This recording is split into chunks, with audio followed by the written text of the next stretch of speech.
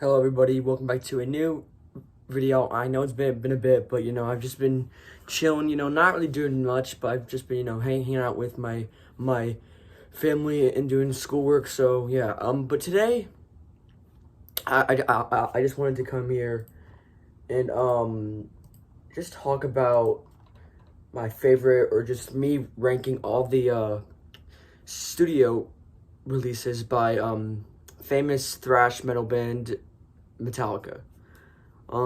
Very, they have a lot of great stuff, and some not so good. But like, we're here to rank them all. So we're gonna start with my number 10, which I guess for most people would be the same thing, and that's Saint Anger. And I don't own this on CD or anything. I do own a good amount of their stuff on CD, but I do not own Saint Anger on CD. Mainly because I just am not really a big fan of it. Everybody talks about how bad Lars's snare drum sound is, and while that's like bad, I also think James's voice isn't that good on this album. Like, the entire thing is just very meh. Like, there's nothing really. I mean, the opener Frantic is kind of cool. Saint Anger is okay. Everything else though, I don't really like too much, like, at all. It's just not really a high point. It's definitely the lowest point in their entire discography, definitely. But yeah, that's my number 10. Oh, and by the way, I didn't say this. I'm not gonna include Lulu or Garage Inc., which I do like Garage Inc. I don't really like Lulu that much. I do like Lou Reed, but I don't like them and Metallica mixed together. It just doesn't really fit. But Garage Inc., I think, has some pretty good cover songs on it. S&M, I think, is really cool. I don't have that. I don't own that from what I see down here, but I still think that's a very strong, or like live album is like, it's just a pretty cool live album. But yeah, number 9, we got the album I think that came right after Saint Anger. Let me see. Yeah, it came after Saint Anger. That is Death Magnetic. All right. Well, yes, I don't love this album. I like it to an extent. It's kind of like forgettable. There are some great songs on this. The end of the line, well, yeah, it just sounds like a rip off a Pro Jam song. I think it's still a pretty good song. This Was Just a Year, Life is pretty cool. All Nightmare Long is also pretty cool. The Unforgiven 3, as much as I like the first Unforgiven, I did not like 2 or 3 at all. But I mean, yeah, it's still not. The production's better, but it's just bland. Rick Rubin was the producer for this, and Rick Rubin has also produced some of my favorite records of all time. But with this one, the production just isn't really there for me. Yeah, it's better than Saint Anger, but is it really by much? I wouldn't say so. I just wouldn't say so. Number 8, I actually changed this right before I started to film. I did have something else here, but for number 8, I chose Reload. I used to like Reload. I think Reload and Load are a bit too overhated. I do think they're not the strongest albums. I think they're good. I think they're mild to good. They have some pretty great songs in there. Look, and Reload has some pretty good songs too. Fuel, the first song is amazing. It's a fast, heavy, hard rocking, heavy metal song. The Memory Remains, I've always loved that song. Devil's Dance, I've always liked. I don't. And then you come to the Unforgiven 2, Better Than You, Slither, Carpe Diem Baby. I do not like that song. Bad Seed. Where the Wild Things Are is pretty good. Prince Charming's pretty good. Low Man's Lyric is okay. Fixer's great. But yeah, with that, just yeah, it's better than like their other stuff, but it's just not something I would go back for. It's and like hear the whole thing if it wasn't for the just those songs being on it. But yeah, number 7 we have Hardwired to Self Destruct. It is as of November 2021. It's their latest studio release. It came out in 2016. I actually dig this album. I actually dig it. You know, I have the songs Hardwired. The first song, the opening track's great. Atlas Rise is a great song. Now That We're Dead's pretty good. Moth into Flame is good. Halo on Fire is good. Spit Out the Bone is a great track. That is a great track. Confusion's a good song. Yeah, I mean, it has some great songs in here. It definitely is a return to form for them from their old days, but I think for the age that they're all at now, it's a good place to be at right now. It's not the best that they've ever done, but it definitely is really good. I would say that. Number 6, I have Load. Now, back then I probably would have put Hardwired above Load, but as of recently, something about Load, there's some songs in there that I've been liking a lot. It's really weird. Like, I wasn't expecting to really enjoy Load. Ain't My Bitch is really good. 2x4 is great. Until It Sleeps is great. King Nothing is great. Hero of the Day is great. Bleeding Me is an amazing long song. Mama Said, as much as people I have heard people hate on this song, it has a country twang to it, but I don't know, I like it. I've always liked that song, and the Outlaw Torn is also a really good song. It's a very long album, but I do think it has some pretty good songs, some great songs, actually. But yeah, I mean, it's a good album. But yeah, that's that. And then we got number 5. So from here on up, these albums I consider nearly perfect to like masterpiece.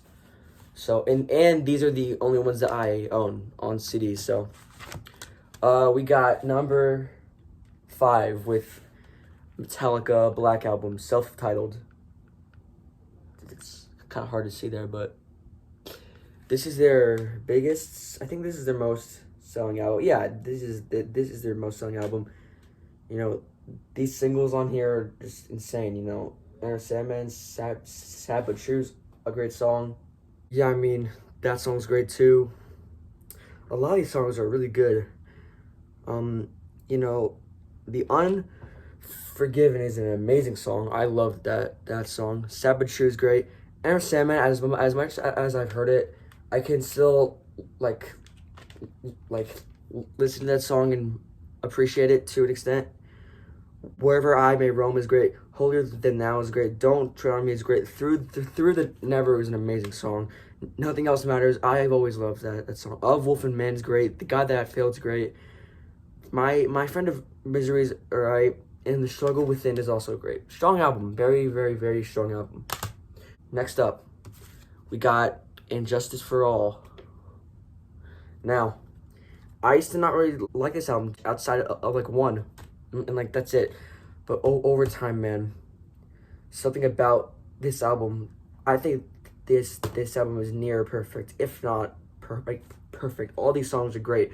Blackened, Injustice for All, I have The Beholder, One, the Shortest Straw, Harvester of Sorrow, Afraid Ends of Sanity, To Live Is to Die, and Dyer's Eve. What can get better? The only thing that could get better is if there was bass on this album. Jason Newsted's bass is nowhere to be found on this album. And everybody knows that, and that's what makes this album at number 4. If this had bass in it, it would probably be above what's about to come up next. But I still love this album. One was my favorite song by them. I'm not sure if it still is. I think it still is, but there are other songs that I love a lot too. But Injustice for All is a great album. A great album. Now we got number 3. Number 3 we got Master of Puppets. Now, Master of Puppets, man. What can I say? Top to bottom perfection. You know, it's a landmark, you know, record in metal. Battery, the opening track is amazing. Fucking title track, Master of Puppets. Damn, man, I love that fucking song. Everybody likes that song. And the thing that should not be is underrated. It's fucking heavy. Sorry, I love these albums. Welcome Home, Sanitarium is a great slow ballad. Disposable Heroes is a great, like, it's like long, it's great. Leper Messiah is also a really good song. Orion with Cliff Burton with the bass. Damage Inc. is also, like, what, you cannot go wrong with this album. This album is amazing. You cannot go wrong with it. You just can't. You can't. Look at me. I'm like so into this that I dropped it. Whatever. Next up, Kill 'Em All, number 2. These two are neck and neck. These two are neck and fucking neck. This album is heavy. It's fast. It's their debut album. They are young and they are hungry. They are fast and they are furious. Most of the stuff on this was written by Dave Mustaine, who would later go on to form Megadeth, which I also love. But this album is just amazing, man. Hit the Lights, the first song, is fast. It's amazing. The Four Horsemen's great. That solo, I do like Megadeth's Mechanics a little bit better, but I digress. Motor Breath is great. Jump in the Fire, Anesthesia, Pulling Teeth, Cliff's bass solo. Dude, rest in peace, Cliff. Whiplash is probably my favorite off of here.